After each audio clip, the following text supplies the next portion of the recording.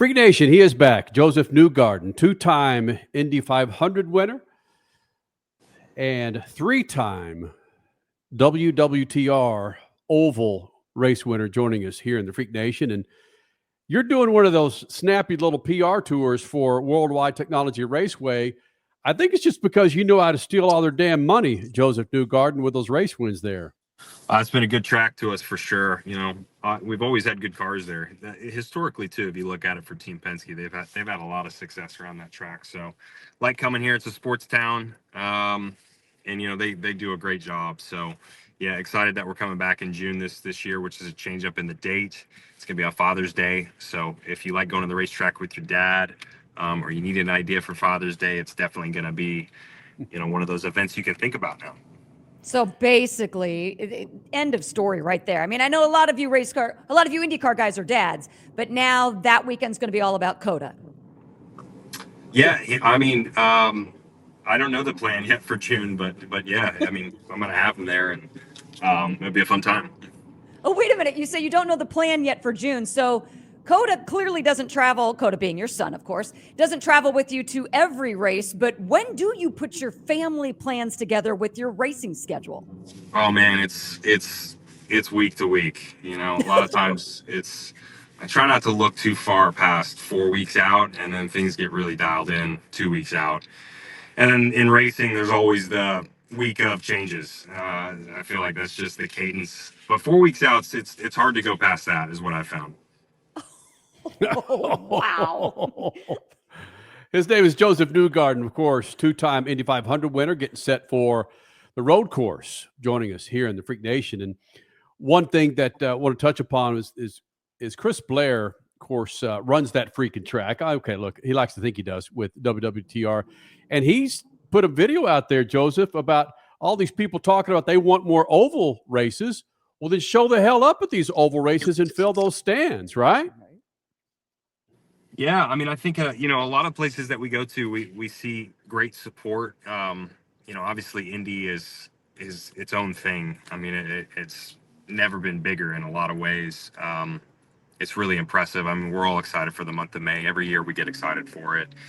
And then I think, places like Gateway have been, or I call it Gateway, but WWTR have been well supported. I remember that year in 2017 when we came back. It was the first year I drove here.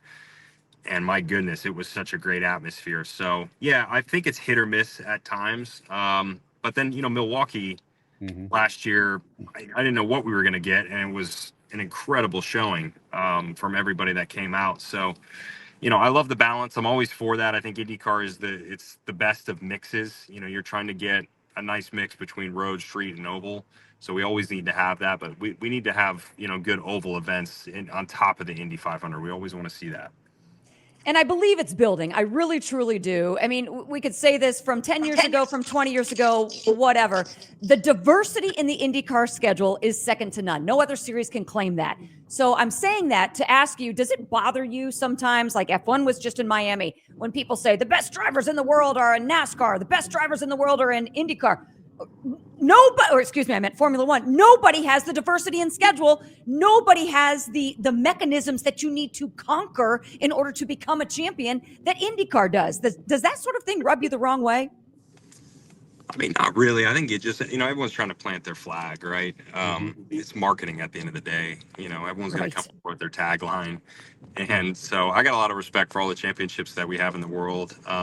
I like all forms of motorsport. I'm a motorsport fan. And when I show up to a NASCAR race, I want it to feel NASCAR. And when I go to a Formula One race, I sort of know what I'm getting into. I want it to feel Formula One.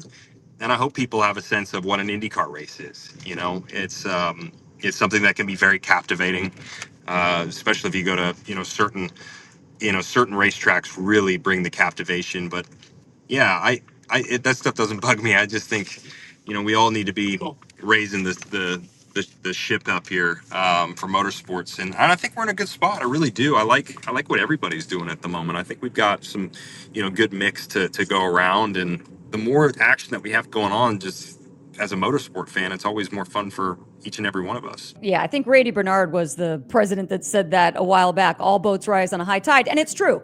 We should be embracing if NASCAR's ratings go up, if NHRA's ratings go up. So yes, that is good for all of us. overall. You mentioned captivation. We all want to be captivated. Josef, how can any of the Chevy teams captivate us moving forward, starting now in May through the rest of the season to kick the Honda cars to the side? I'm not just saying this is a Palou problem. I'm saying Chevy versus Honda. Let's go. Yeah, it's tough. I mean, I look at the setup. I think we've had a really good start 50% of the way. You know, our street course cars have been excellent. I really think we had race winning cars in St. Pete and Long Beach. Barber, you know, we weren't as strong as we wanted to be, and certainly not in thermal. So, you know, if I just look at the pure performance, then it's been 50-50 at the moment. And I could have seen us, you know, having different race weekends in St. Pete and Long Beach where a victory is very much in potential or the cards for us. So, you know, it's early in the year. It's always a process of the two of us. You know, I think Chevrolet has brought a really strong package for us. I don't really think we're missing much. And then on the team side, you know, we've got to make sure we're delivering great race cars. And I think we're in a process of, you know, trying to find a better road course car at the moment. But our street course car, I have nothing to complain about. I mean, it's been one of the best street course cars I've ever had. And I think our oval cars will be in good shape too. So, you know, it's a long season. It's been a slower start for us. And, you know, for us, we've got to try and, you know, turn the tide a little bit here as we go into the future. Hey, Josef, one of the things that I like what you say is you want to be the greatest IndyCar driver ever. But you've got to be admiring what Alex Palou is doing, regardless of that freaking power plant that he's got. You, as a competitor to Alex Palou, do you admire what he's doing, or more so, do you want to kick his ass because of what he's doing? It's probably both. I mean, I have a lot of admiration for Alex. I think he's a great guy. Gotten to know him a little bit. He's a good competitor, you know, and I always like people that operate like Alex. You know, he's just kind of doing his job.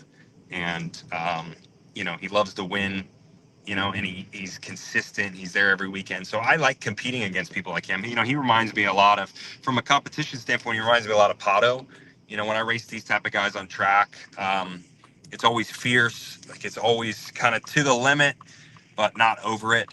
And so, yeah, he's a fun competitor to go against. I also just, you know, I like us having the best of the best. It's not meaningful when you find success unless you have, you know, what you believe is the best from all over the place. So Alex very much adds to that mix. They've got a good thing going on right now. I think their team's executing at a high level, and Alex is executing at a high level. So, you know, if we can get ourselves in the right position and start finding some success ourselves, then it makes it feel, you know, a lot more enjoyable. Does his kid still hate your kid's book? I'm pretty sure his daughter has my book. I think she loves it, but you know, it's all that marketing fun. That's the best part of the commercial right there. I agree. Either that or the whole Tom Brady reference. I was just blown away with that. So good.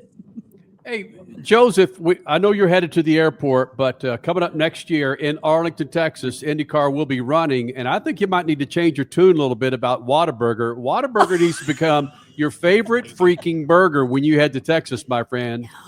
No. You know, I mean, respect to Whataburger. It's not my spot. It is not my spot. You know, I've picked up Five Guys again recently, and I gotta say, Five Guys makes a really good burger. Like I'm very impressed with their burger situation. So that's where I've been going these days. Nothing with. Does Five Guys carry Good Ranchers? I mean, there's got to be something carried in there with the Penske sponsorships.